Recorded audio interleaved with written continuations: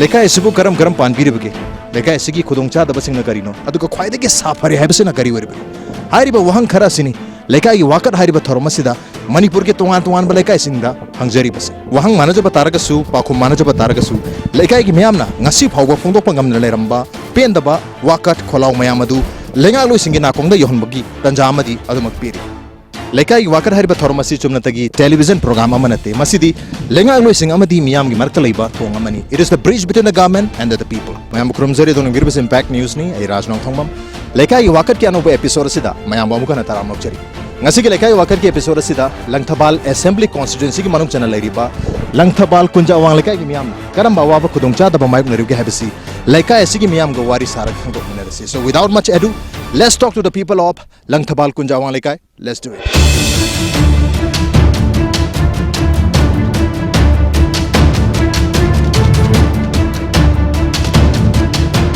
Langthabal Kunja Awang Leikai gi aino mokong haina khanariba yamaming le mofom ning mofom sida ko yamam le yamam dagi yam Leikai se khoi Langthabal Awang Leikai ri Langthaban se sum yeng first impression yam phajana ui to Leikai sida thoidongna awa ba leram dong mande adu tamogi di kari mo le Leikai sida awa ba le ribzalo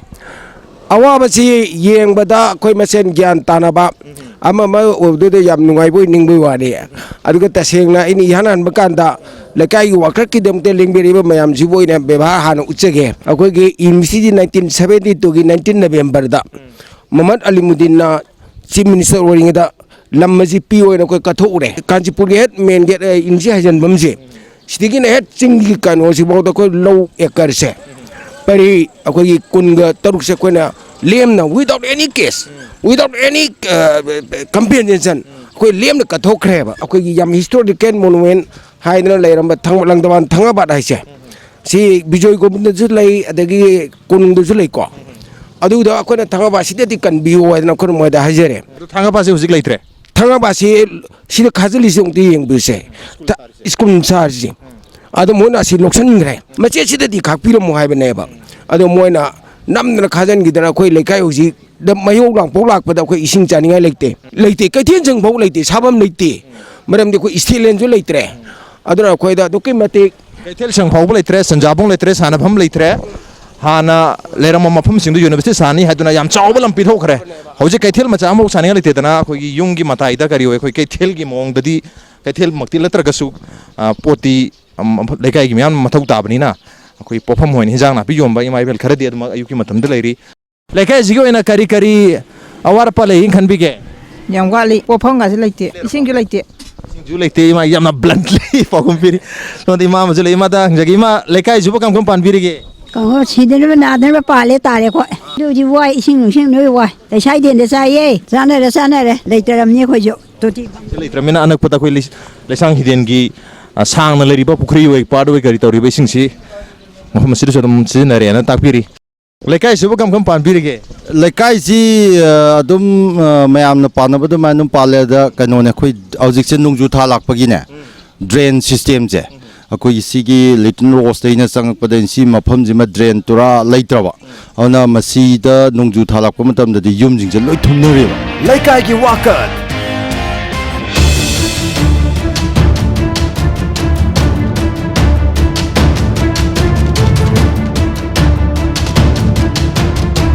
Kanchipur khoi Kanchipur hai ko masi mayam na confuse oina ri se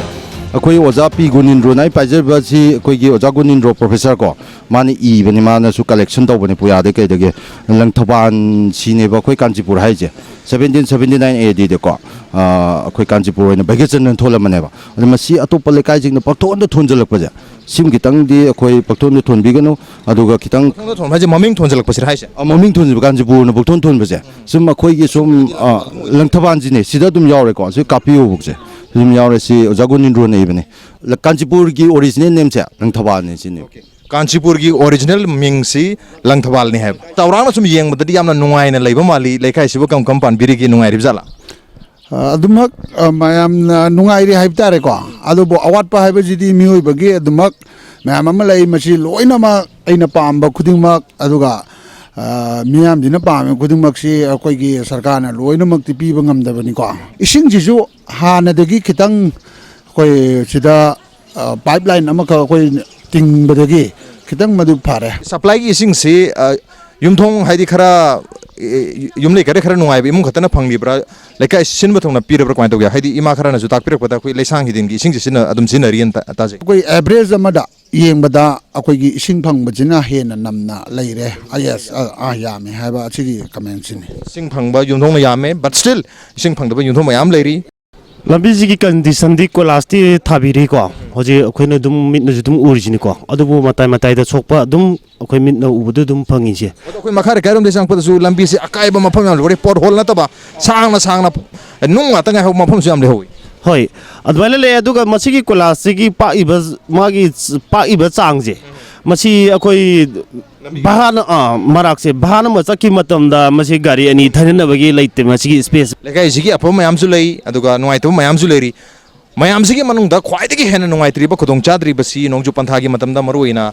ꯅꯣꯡ ꯆꯨꯔꯛꯄ ꯃꯇꯝꯗ ꯂꯩꯀꯥꯏ ꯑꯁꯤꯗ drainage ꯁꯤꯁꯇꯝꯁꯦ ꯁꯨꯡꯂꯩ ꯂꯩꯔꯛꯇꯕꯅ ꯃꯔꯝ ꯑꯣꯏꯗꯨꯅ ꯂꯩꯀꯥꯏ ꯑꯁꯤꯗ ꯏꯁꯤꯡ ꯆꯥꯎꯁꯤꯟꯕꯒꯤ ꯈꯨꯗꯣꯡꯆꯥꯗꯕ ꯂꯩꯀꯥꯏ ꯃꯌꯥꯝꯅ ꯅꯣꯡꯖꯨ ꯄꯟꯊꯥ ꯈꯨꯗꯤꯡꯒꯤ ꯅꯠꯇ꯭ꯔꯒ ꯅꯣꯡ ꯈꯔ ꯌꯥꯝꯅ ꯍꯦꯛ ꯆꯨꯕ ꯈꯨꯗꯤꯡꯒꯤ ꯂꯩꯀꯥꯏ ꯃꯌꯥꯝꯅ ꯑꯗꯨꯃꯛ ꯊꯦꯡꯅꯔꯤ ꯃꯁꯤꯗꯒꯤ ꯀꯣꯛꯄꯅꯤ ꯄꯥꯝꯃꯤꯁꯦ ꯃꯔꯝ ꯑꯗꯨꯅ ꯑꯊꯨꯕ ꯃꯇꯝꯗ ꯂꯩꯀꯥꯏ ꯑꯁꯤꯗꯁꯨ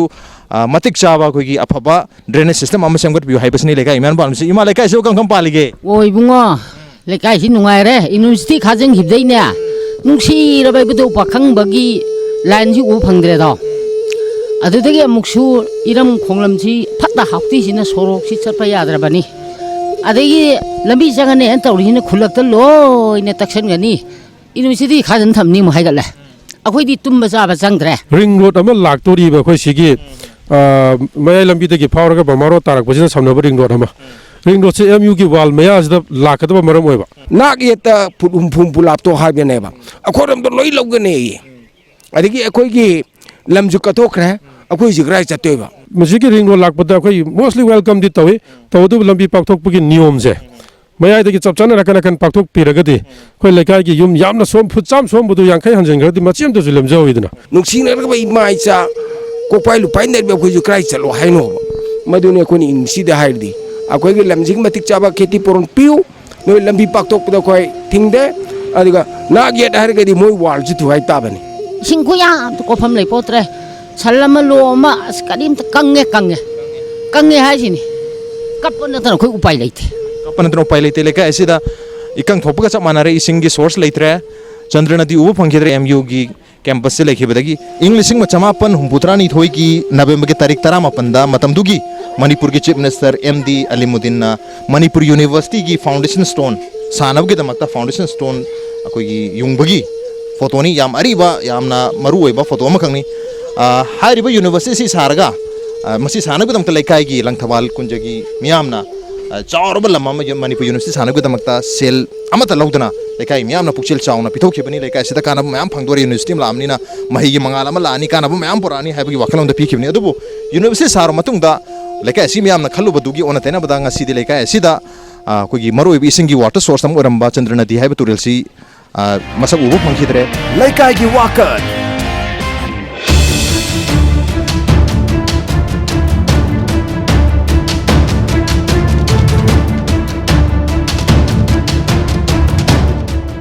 सोशल वेलफेयर मिनिस्टर ना हंदक असेंबली की मिफमदा चेराव ममांगदा अहल सिंह द पीबा ओल्ड एज पेंशन मयाम दो बेनिफिशियरी मयाम दा चाही अनी की ओना प्लप पिथोनी हाइब की नुंगाइबा पाउदे लेखरबनी अदु बखोई अहल घरा इमा सिंह से दंगजगे मा होजे हाना बेनिफिशियरी वरमे है अदु मखाता ना फंगलिब्रा क्याम करगे फंगदबा इमा दंग इमा ओल्ड एज पेंशन दुबो फंगबिरिब्रो यावबिरिब्रो कमाय तौगे ꯑꯍꯥꯟꯕꯗ ꯐꯪꯉꯝꯃꯦꯕꯀꯣ ꯍꯧꯖꯤꯛ ꯐꯪꯗ꯭ꯔꯦ ꯑꯪ कार्ड के लेत्रो ꯀꯥꯔꯠꯇꯣ ꯂꯩꯇꯦ ꯀꯥꯔꯠꯇꯣ ꯂꯧꯁꯟꯈ꯭ꯔꯦ ꯑꯣꯖꯣ ꯍꯣꯏꯗ ꯑꯣꯖꯣꯏꯅ मुक्सी कार्ड लौसंगिबदगी फंगदुमक लेरे मरमदन हंदक लाउथोकिबा चाही एनीगी अपुनबा सेनफम पिथोगनी हाइबगी नुंगाइबा पाउसी इमागी ओइनदी कछु थोदोकपा नुंगाइनिंगा लेथरे ओल्ड एज पेंशन दो अदो फंगबिब्रा कार्ड नुंग पायरब्रो पाइदे फंगदे खंगदे मयाम पेंशन फंगना याइगिसु सेम्बिउ खोपिउ गान हाइगिबा लेतिरो ngawai hagi ngawai photo ga loi yauge amta pirakte khangde ꯄꯦꯟꯁꯤꯟꯁꯦ ꯀꯥꯔꯠꯇꯨ ꯁꯥꯔꯦ ꯍꯥꯏ ꯑꯗꯨꯒ ꯄꯨꯔꯛꯇ꯭ꯔꯤ ꯀꯨꯏꯔꯦ कार्ड साब कार्ड तु उबु होग्रो ꯎꯍꯧꯗꯤ ꯄꯨꯔꯛꯇ꯭ꯔꯤ चाही तरा हेला फाउदा कार्ड साबीने ना फोटो नुंदो पुग्रो हुजि फाउ कार्ड साबिदना लेरे अदन पेंशन जु फंगद्रेन ताकबिरे तो इसिंग माइसिंग लम्बी थंगजु माइ तोरगिमा ꯏꯁꯤꯡ ꯃꯥꯏꯁꯤꯡꯁꯨ ꯅꯨꯡꯉꯥꯏꯇꯦꯗ ꯃꯇꯝꯅꯔ ꯀꯩꯅꯣ ꯑꯗꯩ ꯂꯝꯕꯤ ꯊꯣꯡꯅ ꯃꯔꯣ ꯑꯃ ꯇꯧꯔꯤꯁꯤꯅꯦ तोती दी ताय ताजीदा ꯇꯣꯇꯤꯁꯦ marak marak ta to ti taragadi khoi thakpa gi leide to ti taragadi dum leire ado khoi gi university lakpagi mangan phangani na yamna nungai na leijaram bani ado khoi gi turen je khajan bihi bedagi khoi gi hoji ising sokpa mamata leitadana awaba mo oiri chandra nadi je ising gi jang nai di ayam tamda aduga ngasai gi mai su jang nai dire ising de mai de gano na dire ba mai laktrabni ni ising ju sing yar maro ani mak loi jang nai dire adi lambian sini khai maru oi ba nong daraga sai di sisi yoi anga school japar istenero bataga sali je khongu moja loi su bu si dore ba khoi ising si toti ising marang kaina phangdaba adai khoi gi lekai gi oba pukri achauba ma mayang gi na thakna chana ba khoi semaga thamgada mafam ju khoi jaga sina leitabani na adugumba gi awaba mayokna ba leisang hiden dagi salaga so ira kamai toge sok ba budi khoi gari dagi lawwa laktragana gari dagi leire tingkar dagi leibagi khudong chada base khoi toti gi ising langna lekai sida so tumak lekai myam no mayok nari lekai gi wakat lambi thong ji katang nuai taba ta chang MLA na senda ba chu semi ado semi je katang mawong si katang ta de pai ba lambi je ka chali ba gari je katang ki khoina semaning ba ꯑꯩꯈꯣꯏ ꯚꯣꯠꯇꯤ ꯄꯤꯔꯤ vote ꯄꯤꯔꯒ ꯑꯩꯈꯣꯏ ꯏꯁꯤꯡ ꯊꯛꯄ ꯐꯪꯗꯕ ꯀꯔꯤꯒꯤꯅꯣ ꯑꯩꯈꯣꯏ ꯏꯁꯤꯡꯁꯤ ꯔꯤꯛꯁꯣꯗ ꯑꯣꯇꯣ ꯔꯤꯛꯁꯣꯗ ꯅꯠꯇ꯭ꯔꯒꯅ ꯏꯁꯤꯡ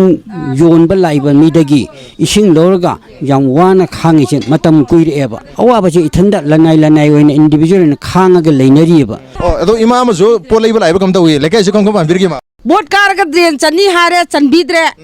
ꯑꯗꯒꯤ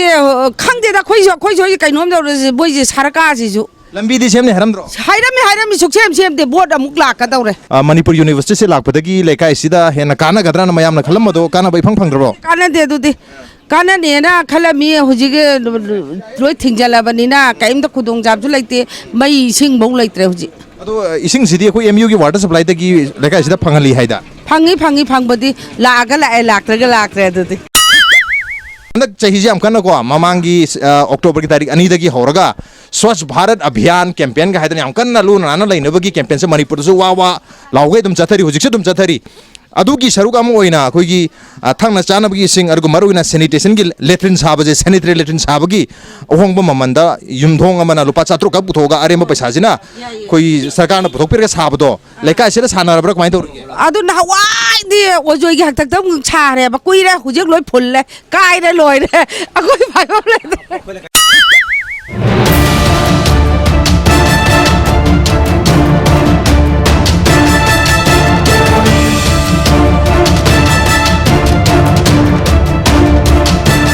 Langthabal Kunja Awang Leikai da leiriba ko IV road singi lambi ki marak se yam pikpana mar moiduna lambi sida sathok chin tawbada khudongcha da leikai imya no mayunari maruina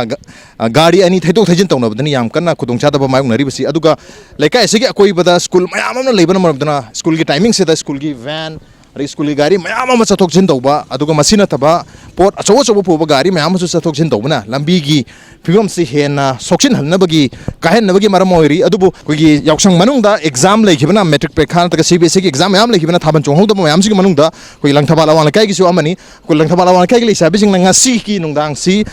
thabal chong ni na decide ti tawre adubu Leikai sida lampa am leitabana maram iduna hairiba IV road sida ngasi ahing ngasi numidang si thabal chong duri thabal chong gi tamta sem sariba Leikai gi pakhang macha lesabi misa mayam sida haipetang wari sarage Leikai se kamai tawre gena lampi se noina semjara bro handagi asem rochibo ꯑꯩꯈꯣꯏꯅ ꯁꯦꯝꯕꯅꯦ ꯊꯣꯜꯂꯤꯕ ꯂꯩꯕꯥꯛꯁꯦ ꯅꯣꯏ ꯊꯣꯜꯂꯤꯔꯣ ꯅꯠꯇꯦ ꯑꯩꯈꯣꯏ ꯌꯥꯝ ꯑꯣꯏꯅ ꯊꯣꯟꯕꯤꯕ ngasi ꯊꯥꯕꯜ ꯆꯣꯡꯕꯁꯤ ꯅꯪꯅꯕꯒꯤꯗꯃꯛꯇ ꯍꯥꯏꯔꯤꯕ ꯂꯩꯕꯥꯛꯁꯤꯁꯨ ꯈꯨꯗꯛꯇ ꯊꯣꯟꯕꯅꯤ ꯂꯝꯕꯤꯁꯦ ꯐꯠꯇ꯭ꯔꯒꯗꯤ ꯂꯩꯀꯥꯏ ꯃꯌꯥꯝꯅ ꯑꯩꯈꯣꯏ ꯊꯥꯕꯜ ꯆꯣꯡꯕ ꯅꯠꯇ꯭ꯔꯒꯁꯨ ꯑꯗꯨꯝ ꯁꯦꯝꯕꯗꯤ ꯑꯗꯨꯝ ꯌꯥꯕꯅꯤ ꯌꯥꯎꯁꯪ ꯑꯩꯈꯣꯏ ꯊꯥꯕꯜ ꯆꯣꯡꯕꯁꯤꯡꯒꯤꯗꯤ ꯅꯠꯇꯕ ꯁꯨꯝ ꯅꯍꯥꯟꯒꯩ ꯂꯝꯕꯤꯁꯦ ꯅꯨꯡꯉꯥꯏꯇꯅ ꯑꯗꯨꯝ ꯂꯩꯔꯛꯑꯕꯅꯤ ꯑꯗꯨꯝ ꯁꯦꯝꯖꯤꯟꯕꯤꯕ ꯈꯣꯠꯄꯗꯤ ꯌꯥꯗꯕ꯭ꯔꯥ ꯍꯥꯏꯁꯦ ꯌꯥꯏ ꯀꯩꯁꯨ ꯀꯥꯏꯕ ꯂꯩꯇꯦ ꯑꯗꯣ ꯑꯩꯈꯣꯏꯅ ꯁꯦꯝꯒꯗꯕ ꯅꯠꯇꯦꯗ ꯃꯗꯨ ꯂꯩꯀꯥꯏ ꯑꯁꯤꯒꯤ ꯑꯣꯏꯅ ꯂꯩꯔꯤꯕ ꯀꯝꯃ꯭ꯌꯨꯅꯤꯇꯤ ꯍꯣꯜ ꯑꯗꯨꯒ ꯏꯕꯣꯇꯣꯛ ꯄꯥꯈꯪꯕꯒꯤ ꯁꯪꯂꯦꯟꯁꯤꯗ ꯂꯩꯔꯦ ꯇꯧꯏ ꯂꯝꯕꯤꯁꯤꯒꯤ ꯃꯈꯥ ꯊꯪꯕ ꯂꯩꯀꯥꯏꯒꯤ ꯑꯣꯏꯅ ꯂꯣꯀꯦꯂꯤꯇꯤ ꯑꯣꯏꯅ ꯗ꯭ꯔꯦꯟ ꯑꯃꯈꯛ ꯇꯧꯅꯅꯕ ꯍꯥꯏꯅ ꯑꯩꯈꯣꯏꯅ ꯃꯁꯤ ꯗꯤꯃꯥꯔꯀꯦꯁꯟ ꯇꯧꯕꯤꯔꯒ ꯃꯐꯝꯁꯤ ꯈꯥꯁꯂꯤ ꯂꯩꯔꯤꯕꯁꯤꯡꯁꯤ ꯇꯧꯔꯒ ꯗ꯭ꯔꯦꯟꯁꯤ ꯐꯖꯅ ꯄꯨꯔꯗꯤ ꯑꯩꯈꯣꯏ ꯂꯩꯀꯥꯏꯒꯤ ꯗ꯭ꯔꯦꯟꯗꯨ ꯂꯩꯔꯗꯤ ꯃꯣꯏꯗ ꯍꯥꯏꯗ꯭ꯔꯁꯨ ꯌꯥꯔꯦ ꯑꯩꯈꯣꯏꯅ ꯆꯪꯉꯒ ꯍꯥꯏꯔꯨꯅꯤ ꯃꯤꯒꯤ ꯏꯪꯈꯣꯜ ꯁꯝꯅ ꯍꯥꯏꯔꯕꯗ ꯑꯩꯈꯣꯏ ꯌꯨꯅꯤꯚꯔꯁꯤꯇꯤꯗ ꯑꯩꯈꯣꯏꯅ ꯄꯤꯊꯣꯛꯈ꯭ꯔꯕꯅꯤ ꯃꯌꯥꯝꯒꯤ ꯃꯅꯤꯄꯨꯔꯒꯤ ꯑꯣꯏꯅ ꯆꯥꯎꯈꯠꯅꯕ ꯇꯧꯕꯒꯤꯗꯃꯛꯇ ꯑꯩꯈꯣꯏꯅ ꯄꯤꯈ꯭ꯔꯕꯅꯤꯅ ꯑꯩꯈꯣꯏꯅ ꯄꯤꯈ꯭ꯔ ꯃꯐꯝꯗꯨꯗꯤ ꯃꯤꯒꯤ ꯑꯣꯏꯈ꯭ꯔꯦ ꯑꯗ ꯃꯤꯒꯤ ꯑꯩꯒꯤ ꯏꯪꯈꯣꯜ ꯏꯁꯤꯡ ꯇꯨꯡꯒꯦꯟ ꯃꯤ ꯏꯪꯈꯣꯜꯗ ꯅꯥꯂꯥ ꯄꯤꯕꯗꯤ ꯌꯥꯗꯦ ꯂꯩꯀꯥꯏꯒꯤ ꯋꯥꯀꯠ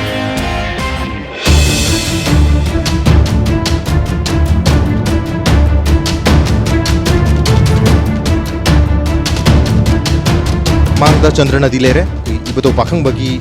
sanglen sigi hek maningda Chandra Nadi lebani yamna maru oiba Manipur gi puwari dasu yamna maming lera ba maru oiba kogi turena mani khonga mani hairiba khonga si Manipur University gi fauraga namul turi lom de chendha gi da mani ado pamu turin sigi hujik leiriba film sigi matangda pamu kitang haibi turen si kogi MU manung dagi lakbani hanlen di marang sem thongo na seida uku khlermi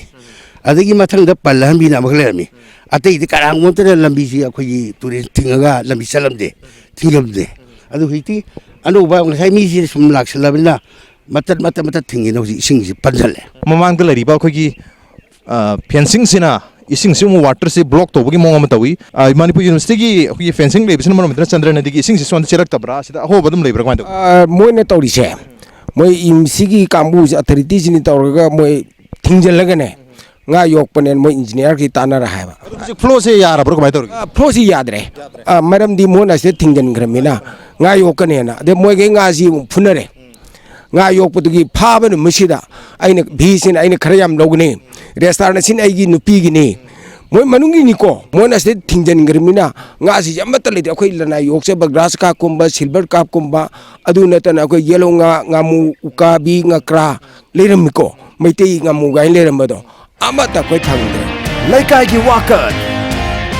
adubu MU dagi center iba koi Chandra Nadi gi sing sida MU gi hostel gi sewage ki amor ka mam su thadai hai so adu dum sini hai yam bagi kai mo lebi sing si sina bada dum kasu kai den kan bi bro sing di taseng kiti yam thina phatra bane Leikai sida leiriba praja sing sina MU lakpagi awa base adugi matik thengna re hai du ji sing sida moina west mam thadar aru bo sing je motion bire masa masa gi di pukhi leijadabala nai pukhi leitamnina hauji pukhi leitaba kangbu di tangai phadna dum sinari ba khu Chandra Nadi se khongmani mong dadi lere ko yam piwam chadre ado su Chandra Nadi gi ising se hojik so ga su pukhar pire bucket amada ising se kai do da sinage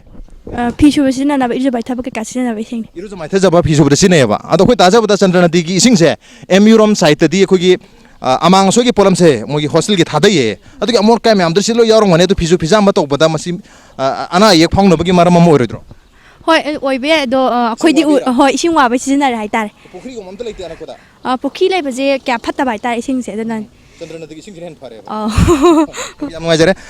Chandra Nadi gi ising se condition phatta ba tar ga su Leikai sida hogi matik chaba pukri apa ba ising leita ba maram modena this is the only water source inside Langthabal Kunja Awang Leikai hoji lairiba maning side lambi ma lairi sumaina mamang side jisu lambi ma lakane duga manungda magi mapa pa thingjanna uku ga phaliba mayam je amta phala laroi mayaida mafam chawa jaga yenga thonga choba ama ani thamaga semgane na lebiramne madu lagade khoi yamna nuai je na khoi harau no welcome to ngai lejabne adubu haujipu pangthok pirakte matam dugi thabak tu machin dadang hairaga sumchat ki baduga handaki tamdal paibiri ba jing jisu adu hojipu pangthok te sumaina lei Leikai miyam na talam da taragadi hojik leiriba Chandra Nadi gi condition je hek ubada khodi Chandra Nadi ne son khaludre masidi ID ahamba first impression was like masi khongban gumba isa gi pukri gumba gi mong da malure mamang da promise to ki lambi gi haturil sigi matai ani makta lambi ani sabiraga son gi turens gi mamalom da leiba mi singsina hairiba lambi do sinaraga meno da thokhina bagi provision ama sembini aduga isa gi soman khong ama mom sari bise thonga da masi su loktoga achoba khong ama ni kha kalwar ama ni sabiraga mayam photo position to no bagi khudong chaba pibini haiba do hoji phaba sembidna lere maramaduna it is the right time ki government amuk remind to duna refresh to biduna hairiba proposal natraga kogi project namsin ro leibisi amuhana hangdok piraga makhata na turena sibu kan view Leikai gi myam sing sida khudong jaba pibiu haiba Leikai gi mon aman Leikai gi Wakat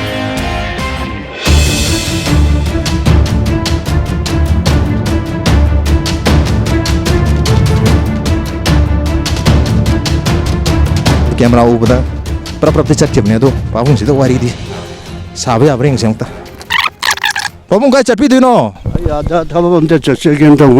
Chandra Nadi gi ising se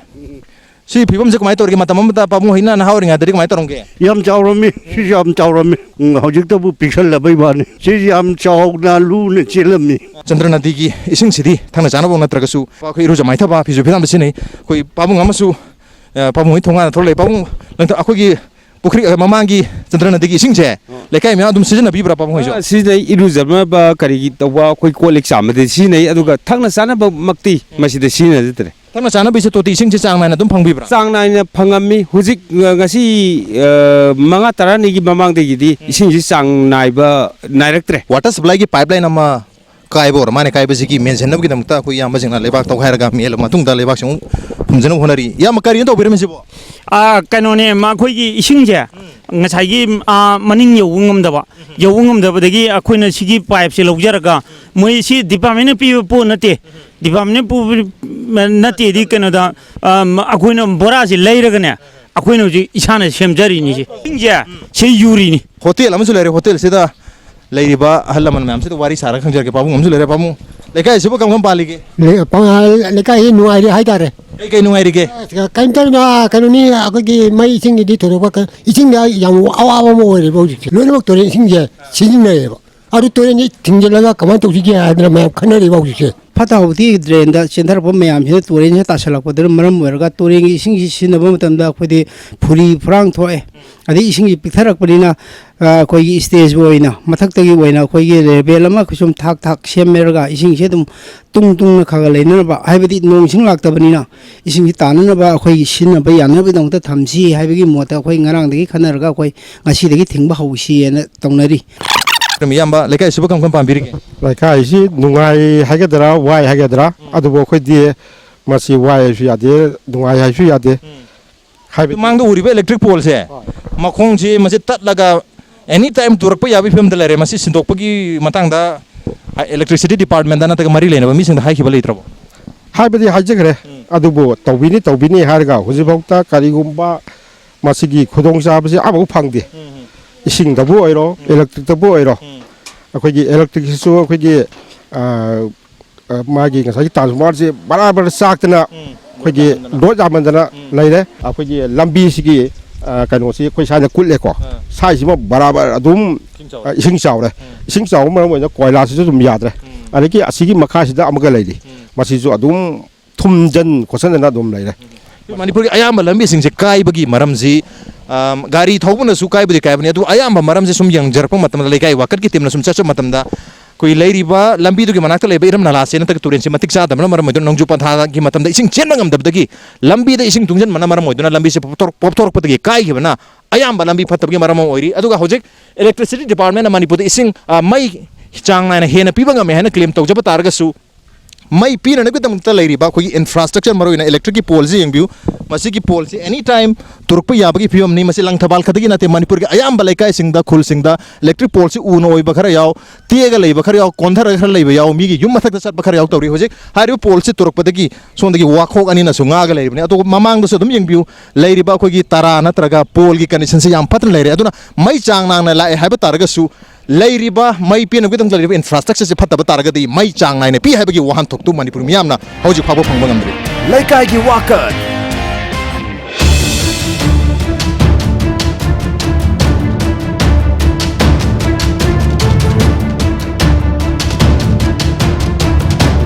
Langthabal Kunja Awang Leikai leiriba the practicing school hariba कोई primary school government school नि school सिगी condition सी कोई wall द यंग रगति खितंग फबोय निंगी अदबु मखा द लाइमाय द खितंग यंग मतम दा स्कूल की कंडीशन सी अतोपा कोई गवर्नमेंट की primary school government high school the lab condition दमक नि लेरिसी अदो को लाइमाय द खतन ते मथक तसु यंग बि मतम दा मथक की सीलिंग जिंग बि सीलिंग यावद्रबनी स्कूल की कंडीशन सी यामना मोंग चादना दमक लाई मनुंग दसु दमक नि मपान की कंडीशन सम पत्रगति मनुंग दा फरमनिंगा हैबी वफम दि तुदक पलेते परहैप्स इन मरम ओइदना मणिपुर की मामा पासिंग न मचा सिंगबु लारिक तमन मतम दा गवर्नमेंट स्कूल दा थाबगी अपाम हम लेत्रि बसी स्कूल की इंफ्रास्ट्रक्चर लेरिबा मोंग सिंग सि उरुगा थानिंग दबगी मरम मन बु याय स्कूल की बिल्डिंग क्लासरूम वेरेंडा फ्लोर अदुगा कोई सीलिंग फत बदना तना स्कूल सिगी लेरिबा लेट्रिन की फिल्म सुयंग लेट्रिन अनि ने लेरि से लेरिबा टॉयलेट की कंडीशन से यामना मोंग चादरिंगे मरक सिदा मसे कांगसु लेरे मसे सिजन नदरे हैबनी सिजन दबगे असो मरम मन मफम मसे इसिंग लेतबा लेट्रिन से दा करम न सिन गदरु नो याम चाबो क्वेश्चन नि मरम अदुना लेट्रिन फाउबा निंथिन लेतबा स्कूल गवर्नमेंट स्कूल अमदा करम मामा पाना मचा सिंगबु महि तमुचो हैना थानिंग दनो हैबगी याम चाबो क्वेश्चन अमदि लेरि अदुबो लाइबम हैरोइ खर सिंग असि मफम सिद लेरिबा कोगी मतिक चार ओजा सिंग असिना करम मोंग ट्रेनिंग पीबीरबगी एजुकेशन पीबीरगे हैबतुदी ओजा रसो मंगजगे ओजा छात्र मसिंगदी अखोइना याम हनिंगे थाबिरो हायरसु गवर्नमेंट स्कूल गा अखोइ जे गवर्नमेंट स्कूल लोरसु एजुकेशन एस की फैसिलिटी जी फंगदेबा डिपार्टमेंट के साइड दगी पीबा कोगी हैरोइ सिंगी यूनिफॉर्म अरेगी मिड डे मील अंत तक कोई लारी को मसिदी अदु अखोइ हुजिक फंगदे अमता फंगदे अखोइ ओजागे पॉकेट तगी पुथोगा लैरगा सेना बंगाक्तने uniform खंगदे bag खंगदे any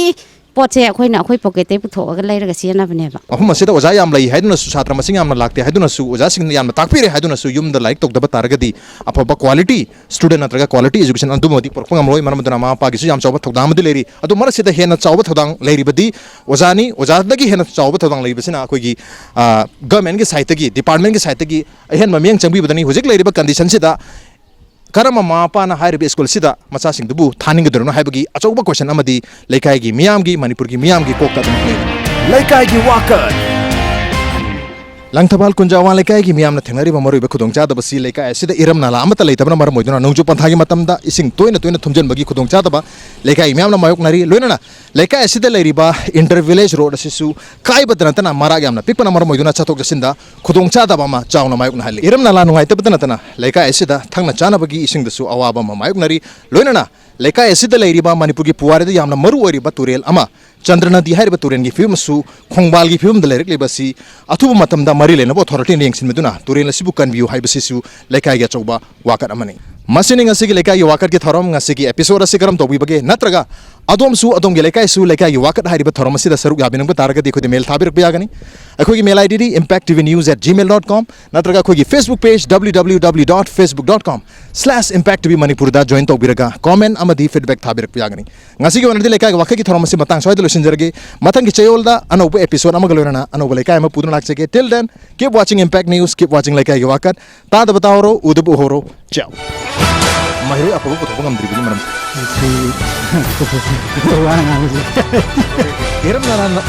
iram nala noita nasi gi lekai gi wakat ki episode sida Langthabal praja gi marak le lenga lu singina kongda yohmbada tajama di admo ki kan lekai gi wakat haiba thomasina udubu horo ciao